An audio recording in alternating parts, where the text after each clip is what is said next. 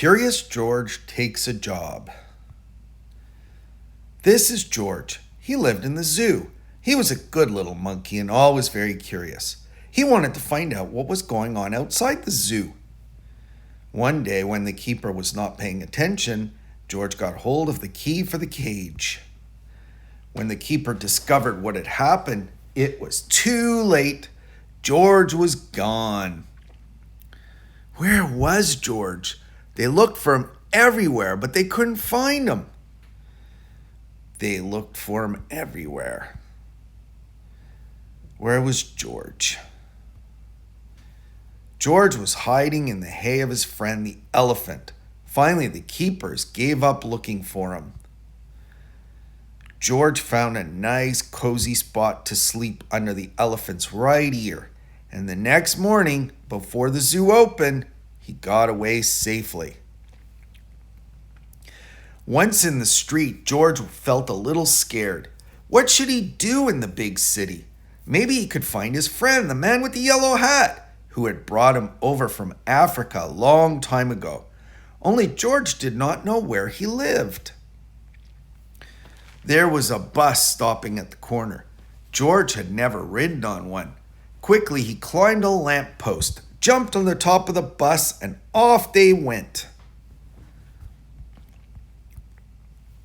Now they were right of the town. There was that George did not know, if only he could go on riding. Now they were in the center of the town. There was so much to see that George did not know where to look first. If only he could go on riding like this forever. But after a while, George got tired and a little dizzy. When the bus slowed down to turn into a side street, George jumped off. There was a restaurant right in front of him. Something smelled good. Suddenly, George felt very hungry. The kitchen door stood open and George walked in. On the table was a big pot. Of course, George was curious. He had to find out what was in it. When the cook came back, he had a big surprise. Spaghetti was all over the place, and in the middle of it was a little monkey. George had been eating yards and yards and had wound himself all up in it. The cook was a kind man and did not scold much, but George had to clean up the kitchen and then do all the dishes. My, what a lot of them there were. The cook was watching George. "You are lucky to have 4 hands," he said. "You can do things twice as quickly." "I have a friend who could use a handy little fellow like you to wash windows. If you'd like to, I'll take you over to him." So they went down into the subway and took an uptown train to the cook's friend, who was an elevator man in a skyscraper. "Sure, I can use you," the elevator man said to George. "I'll give you what you need for a job. You can start right away, but remember, you're here for washing windows. Never mind what people inside the house are doing. Don't be curious or you'll get into trouble." George promised to be good, but little monkeys sometimes forget. George was ready to start. My, how many windows there were. But George got ahead quickly, since he worked with all 4 hands. He jumped from window to window just as he had once jumped from tree to tree in the African jungle. For a while, George stuck to his work and did not pay attention to the people inside. Of course, he was curious, but he remembered his promise. In one room, a little boy was crying because he did not want to eat his spinach. George did not even look, but went right on with his work. In another room, a man was taking a nap and snoring. George was sorry it was not his friend, the man with the yellow hat. He listened to the funny noise for a while, then went on working. But what was going on in here? George stopped working and pressed his nose against the window. 2 painters were working inside. George was fascinated. Painting looked like a lot more fun than washing windows. The painters were getting ready to go out for lunch. The minute they left, George climbed inside. What wonderful paints and brushes they had. George could not resist.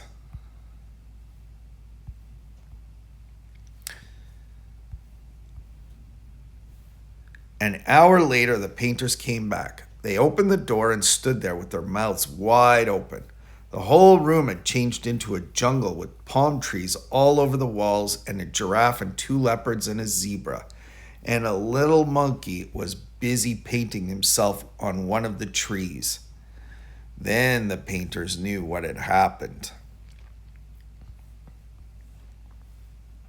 Luckily, George was close to a door. He ran out as fast as he could. After him ran the two painters, then the elevator man, and then the woman who lived in the place. Luckily, George was close to a door. He ran out as fast as he could. After him ran the two painters, then the elevator man, and then the woman who lived in the place. Fire escape. Use only in case of emergency. "Oh, my lovely room," cried the woman. "Don't let him get away." George headed for the fire escape. Down he ran. George reached the end of the fire escape. The others had not caught up with him yet. Here was his chance. They could not jump, but George could easily jump down and escape. In a moment, he would be safe. Poor little George. He had forgotten that the pavement was hard as stone, not like the soft grass in the jungle. Too bad. The fall broke his leg, and an ambulance came to take George to the hospital. "He got what he deserved," said the woman, "making my apartment into a jungle indeed." "I told him he would get into trouble," the elevator man added. "He was too curious." George had to lie in bed with his leg high up in a plaster cast. He was very unhappy, and it had all started out so nicely. If only he had not been so curious, he could have had a lot of fun. But now it was too late. The next morning, George's friend, the man with the big yellow hat, was buying his newspaper. Suddenly he got very excited. "This is George!" he shouted when he saw the picture on the front page. Quickly he read the whole story and then ran to a telephone booth to ring the hospital. "I am George's friend," he said to the nurse who answered the telephone. "Please take good care of him so that he will get better quickly. I want to take him to a movie studio and make a picture about his life in the jungle.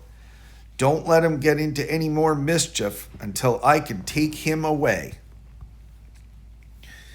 Finally, the day came when George could walk again. "Your friend is going to take you away this morning," said the nurse.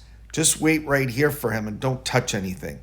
As soon as George was alone, he looked around at all the strange hospital things. "I wonder what's in that big blue bottle," he thought. George was very curious. It smelled funny. Suddenly, his head began to turn. Then he felt as if he were flying. Then rings and stars danced before his eyes. Then everything went dark. And this is how the man with the yellow hat found George when he came to call for him. They picked him up and shook him, but they could not wake him up. He was so fast asleep that finally they had to put him in under the shower. How surprised he was when he woke up. George said goodbye to the nurse and the kind doctor. Then he and the man with the yellow hat got into the car to drive to the movie studio. In the president's office, George had to sign a contract. Now he was a movie actor. In the studio, George was kept so busy all the time that he forgot to be curious. He liked the jungle they made for him and played happily there. And when the picture was finally finished, George invited all his friends to see it. The doctor and the nurse and the ambulance driver and the man from the newsstand and the woman and the elevator man and the two painters and the cook and the reporter and all the keepers of the zoo. Now playing Curious George. Great documentary.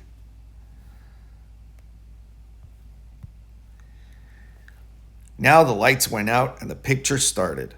"This is George," the voice began. "He lived in the jungle. He was a good little monkey. He had only one fault. He was too curious." The end. Hope you enjoyed.